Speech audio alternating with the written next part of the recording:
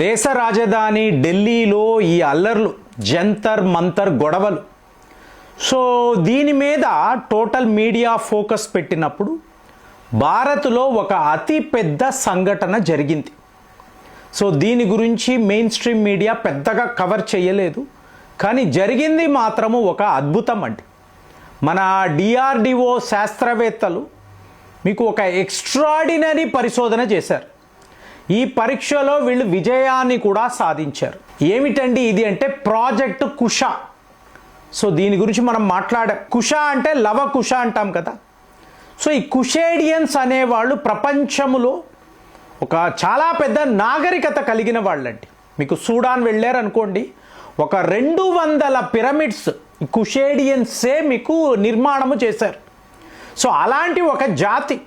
నేను ఎప్పుడు చెప్తాను, రాముడిని మీరు భారత్ అయోధ్య ఇక్కడ మాత్రమే మీరు కట్టడి చెయ్యకండి. ఇతను ప్రపంచ పాలకుడు. సో ఇతని వంశస్థులు ప్రపంచమంతా కూడా విస్తరించి ఉన్నారు. సో చాలామంది మిత్రులు అడిగేది ఏమిటంటే ఈ ప్రాజెక్ట్ కుష ఏమిటి, అలాగే మీకు ఈ సుదర్శన చక్ర అంటారు. మీకు పోయిన సంవత్సరము ఆగస్టు 15, 2025 మీకు నరేంద్ర మోదీ గారు స్వతంత్ర దినోత్సవం రోజున సుదర్శన చక్రం గురించి మాట్లాడుతున్నారు. ఇదే నేను ఎప్పుడు కూడా ఈయనకి ఎందుకు నేను సపోర్ట్గా మాట్లాడతానంటే ఇదే మెయిన్ కారణం. నేను 10 ఏళ్ల గడువు ఇస్తున్నాను, డెడ్ లైన్ ఇస్తున్నాను. అంటే 2035 వచ్చే నాటికి భారత్లో సుదర్శన చక్రము యాక్టివేట్ అయి ఉండాలి. మీరు చెప్పండి, నెక్స్ట్ 10 ఇయర్స్లో ఈయన ఉంటాడా ఉండడా, అంటే పదవిలో ఉంటాడా ఉండడా, వీ డోంట్ నో కదా. మీకు కాంగ్రెసే రావచ్చు, వాళ్ళే ఈ దేశాన్ని పరిపాలించవచ్చు. కానీ ఇక్కడ ఏమవుతుంది, మీకు మోదీ ఉన్నా లేకపోయినా, మీరు నేను ఉన్నా లేకపోయినా దేశము ఉంటుంది, దేశంలో ప్రజలు ఉంటారు. వాళ్లను రక్షించే బాధ్యత పాలకులకు ఉండాలి. ఇప్పుడు మోదీ లేదండి, మోదీ వెళ్ళిపోయాడు. ఈయన మీకేమవుతుంది, అమెరికా, చైనా, పాకిస్తాన్ లాంటి దేశాలు చాలా యాక్టివేట్ అయిపోతారు, చాలా స్ట్రాంగ్ అయిపోతారు. అప్పుడు దేశ రక్షణ ఏమవుతుంది, నేషనల్ సెక్యూరిటీ ఏమవుతుంది. సో ఇదంతా ఆలోచించుకుని ఆయన ఏంటి మీకు ఆగస్టు 15, 2025లో చెప్తున్నాడు 2035 వచ్చే నాటికి సుదర్శన చక్రము భారత్లో ఉండాలి.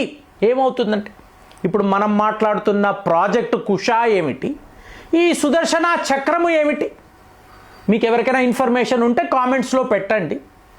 మీకు ఈ కుష అనేది రష్యా వాళ్ళ S-400తో సమానం అండి.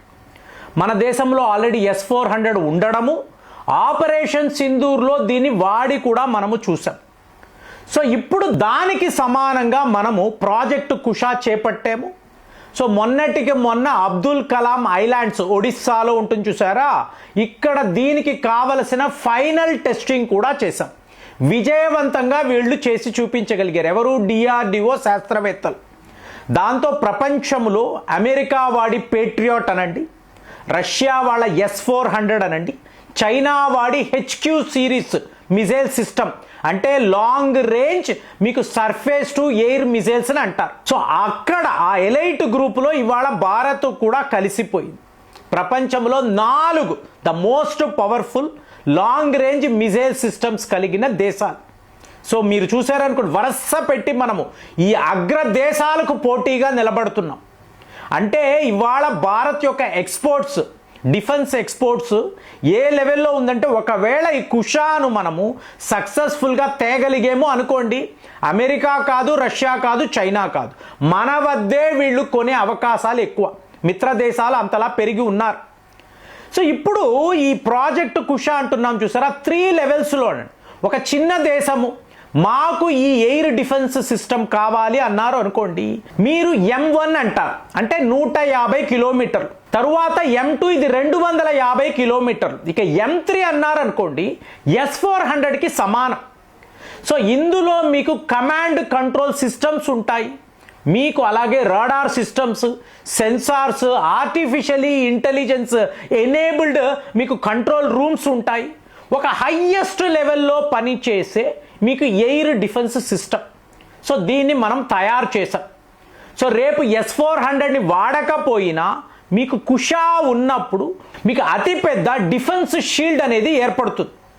మరి ఇప్పుడు సుదర్శన చక్రము ఏంటండి? ఇప్పుడు సుదర్శన చక్రము అన్నప్పుడు ఢిల్లీ నుంచి తీసుకోండి. మీ యొక్క స్ట్రాటజిక్ లొకేషన్స్ అంటే మీరు మీ అణు అస్త్రాలను ఈ గొడౌన్స్లో దాచి పెడతారు చూసారా, రేపు సడన్గా చైనా వాడో లేదా అమెరికా వాడో దాడులు చేస్తే తీవ్ర స్థాయిలో మీరు నష్టపోతారు. సో దానికి ఈ రక్షణ కవచము అనేది లేదండి. అంటే మన దేశము దాకా కూడా ఇవాళ ఎటువంటి మిసైల్స్ రాలేవు. డిజిటల్ వాల్ని నిర్మించేసాం, ఫైన్. కానీ ఇంకా నెక్స్ట్ లెవెల్ 10 ఏళ్లలో వాళ్ళు ఇంకా సుపీరియర్గా తయారవ్వచ్చు కదా. చైనా వాడేమో మేము J-35 విమానాలు పాకిస్తాన్కి ఇస్తాము అంటున్నారు. అమెరికా వాడు సీక్రెట్గా పాకిస్తాన్కి పవర్ఫుల్ వెపన్స్ ఇవ్వచ్చు. టార్గెట్ అంతా ఏంటి? భారతే కదా. అన్ని రకాల వీళ్ళు మనల్ని టార్గెట్ చేస్తున్నారు కదా. మరి మన యొక్క స్ట్రెంగ్త్ అనేది ఏ లెవెల్లో ఉండాలి? మనం ఎంత ఒక పవర్ఫుల్ కంట్రీగా ఎదగాలి? సో అదే ప్లాన్ అండి. సో ఇప్పుడు ఈ సుదర్శన చక్రం ఏముంటుంది? మీ స్ట్రాటజిక్ లొకేషన్స్కి ఒక షీల్డ్ లాగా ఉంటుంది. అంటే ఇందులో మీ దగ్గర ఉండే టాప్ మోస్ట్ అస్త్రాలు, ఆయుధాలు మొత్తము కూడా ఇంటిగ్రేటెడ్గా ఉంటుంది. అంటే ఇంకా చెప్పాలంటే మీకు యాంటీ శాటిలైట్ మిసైల్స్ ఉన్నాయి చూసారా, అంతరిక్షం నుంచి మీరు ప్రయోగించగలిగే యాంటీ శాటిలైట్ మిసైల్స్, అలాగే డైరెక్ట్ ఎనర్జీ వెపన్స్ ఖాళీ 5000 మాట్లాడతాం మీకు. అలాంటివి మళ్ళీ మీకు కంట్రోల్ అండ్ కమాండ్, మీకు ఏఏ ఎనేబుల్డ్ మీకు ఎక్విప్మెంట్, డీప్ వర్కింగ్ సెన్సార్స్, వేల సంఖ్యలో రేడార్స్, అంటే మొత్తము దేశాన్ని మీరు ఒక రక్షణా కవచంలోకి తెచ్చేస్తారు. కుషా అనేది మీ శత్రువుల మీదకి వెళ్తుందండి. ఒక ఫైటర్ జెట్ పాకిస్తాన్ నుంచి వస్తుందంటే కుషా వెళుతుంది. మీకు 400 కిలోమీటర్ దూరంలో ఉన్నా కూడా వెళ్ళి న్యూట్రలైజ్ చేయగలదు. అలాగే వాళ్ళ దేశాల నుంచి వస్తున్న మిసైల్స్ అనండి, అన్మాన్డ్ ఏరియల్ వెహికల్స్, డ్రోన్స్, వీటిని కుషా న్యూట్రలైజ్ చేయగలదు. సుదర్శన చక్రము అనేది మన డిఫెన్స్ మెకానిజం, మన రక్షణ కవచం. ఇది ఒక్క రాజధానికి కాదు. ఇప్పుడు మీకు స్వామినారాయణ టెంపుల్ ఉంది, దాని మీద దాడులు చెయ్యాలి అనుకోవచ్చు. లేదా అయోధ్యలో ఉండే రామాలయం, తాజ్మహల్, మీకు ఇక్కడ ఉండే చార్మినార్, వీటి మీద శత్రువులు దృష్టి పెట్టి వీటిని టార్గెట్ చేశారు అనుకోండి. దానికి మీకు ఒక షీల్డ్ కావాలి కదా, డిఫెన్స్ షీల్డ్ కావాలి కదా. ఇలా ఇంత పెద్ద దేశములో నలుమూలలో అద్భుతమైన ఒక కవచాన్ని మనము ఏర్పాటు చేస్తున్నాం. ఇది మనకు కావాలి. ఏ ప్రభుత్వం ఉన్నా, ఎవరు ప్రధానమంత్రి అయినా దేశాన్ని కాపాడడానికి ఒక అద్భుతమైన డిఫెన్స్ షీల్డ్ మనకు కావాలి. అదే సుదర్శన చక్రం. సో ఇదే మోదీ గారు మాట్లాడుతున్నాడు. నెక్స్ట్ 10 years మీకు డెడ్ లైన్.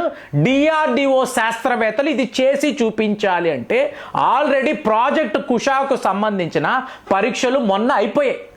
చాలా చాలా విజయం. ఇది చాలా పెద్ద విషయం అండి. కానీ ఢిల్లీ గొడవల్లో మనం పట్టించుకోలేదు. మీకు ఒక్కసారి ప్రాజెక్ట్ కుషా అనేది మనం ఇంప్లిమెంట్ చేయగలిగితే, డిప్లాయ్ చేయగలిగితే, ఇక S-400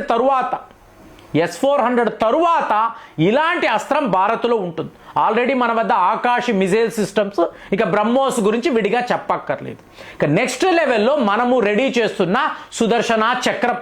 సో ఇవన్నీ రెడీ అయిపోయాయి అనుకోండి, ఎంత పెద్దవాడైనా, శత్రువు ఎలాంటి వాడైనా కూడా మనము న్యూట్రలైజ్ చేయగలం, నిలబడగలం, యుద్ధము చేయగలము, వాళ్లను యుద్ధములో గెలవగలం. అలాంటి ఒక పవర్ఫుల్ కంట్రీగా భారత్ ఎదగాలి. ఇదే కళ, ఇదే మిషన్, ఇదే ఈ ప్రాజెక్టు. దీనిని DRDO శాస్త్రవేత్తలు నెక్స్ట్ లెవెల్కి తీసుకువెళ్లాలనే ప్రయత్నాలు చేస్తున్నారు. మరి ప్రాజెక్ట్ కుషా, ప్రాజెక్ట్ సుదర్శన చక్ర, దీనికి సంబంధించి మీ వద్ద ఎలాంటి వివరాలు ఉన్నాయి కామెంట్స్లో రాయండి. మళ్ళీ వచ్చే వీడియోలో కలుద్దాం. జై హింద్.